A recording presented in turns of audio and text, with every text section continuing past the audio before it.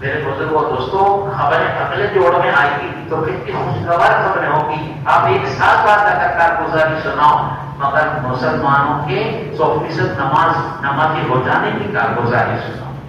ایک عمل کے بارے میں باقی اعمال اللہ نے مال دیا ہے تو اس کی زکات نکالو، اور جانو کہ زکات کے ضروری مسائل کیا ہیں. اللہ نے مان دیا، اس کے گھر کا حج کرو. علماء سے اپنے ہاتھ پتا کہ پوچھو میرے حج پر اوپر حج پڑھتے کہ نہیں پڑھتے.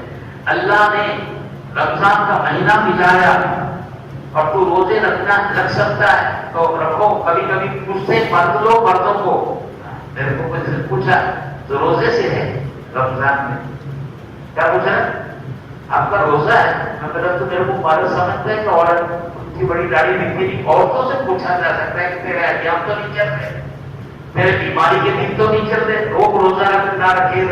مردوں سے پوچھتا تو روزے سے ہے. پوچھتے نا معاشرے میں رواج ہے، رمضان کا مہینہ ہے مسلمان روزہ نہ رکھے. ہاں، عبادت کے اعمال کا عمومی رواج کی ترتیب کی ضرورتوں میں سے اپنے اخلاق کو پاکیزہ کرو، اپنوں سے، پرائیوں سے، دوستوں سے، دشمنوں سے سلوک کا دین زندہ کرو. سلوک کا دین، مہربانی کا دین. ہاں، غیر ایمان والوں کے ساتھ بھی، ہم وطنوں اور برادران وطن کے ساتھ بھی ہم سلوک کا دین زندہ کریں. لوگوں نے ذہنوں کو خراب کیا ہے، ہم اپنے اخلاق کے راستے سے، ضرورتوں پر مددگار بن کر کھڑے ہونے کے راستے سے، مصیبتوں میں اجنبی بن کر تماشا دیکھنا. ہم بمبے میں جب وہ فسادات کے حالات چلے اور لوگ اپنے گھروں میں محفوظ تھے، روٹی نہیں ملتی، دودھ بچوں کو نہیں ملتا تھا. بزرگوں اور دوستوں، اس زمانے میں ہمارے کام کرنے والے پرانے ساتھیوں نے حضرت جی مولانا انعام الحسن صاحب رحمۃ اللہ علیہ سے پوچھا، ہم چاہتے ہیں کہ خدمت کا کچھ کام کریں. دودھ پہنچاتے، بریڈ پہنچاتے، موم بتیاں پہنچاتے. لوگ پریشان ہیں، گھروں میں لائٹ نہیں جل رہی، پانی بھر گیا تو پانی آیا تھا 2006 میں. عجیب حالات کی مصیبت کا زمانہ کہ حضرت یہ کام کریں کیا؟ فرمایا خدمت کی لائن تو ایمان والا ہی کرتا ہے، خدمت تو ایمان والے کی.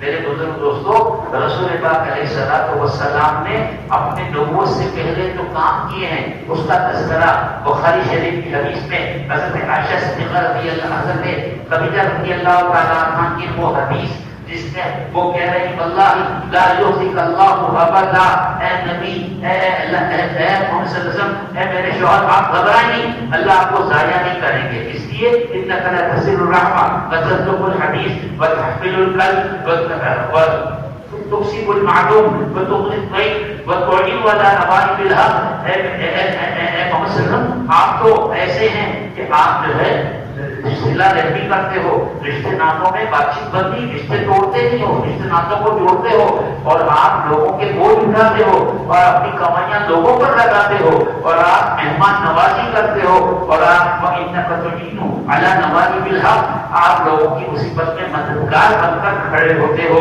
اور ایک روایت میں آتا ہے وانک لتعین علی نوائب الحق. علماء کہتے ہیں انک لتعین میں تاکید ہے کہ آپ تو ایسے ہو، آپ تو ضرور بھی ضرور لوگوں کی مصیبت میں مددگار بن کے کھڑے رہتے ہیں. اجنبی بن کے نہ رہو.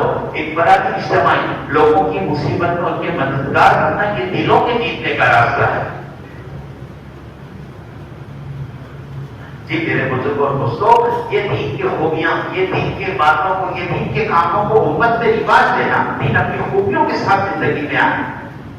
دعوت کے راستے سے دین اپنی تمام تر خوبیوں کے ساتھ زندگی میں آئے اور دین کی خوبیاں زندگی میں آئے. جی، دین کی خوبیاں زندگی میں آئے. دین علماء سے پوچھو اور اپنا دین پوچھو. کس کا دین پوچھو؟ ہمارا دین ہے. وراثت کمال جس بھائی کے قبضے میں آتا ہے وہ تو علماء کے پاس جاتا ہی نہیں پوچھے. پھر بھی آپ کیا پوچھنے کا؟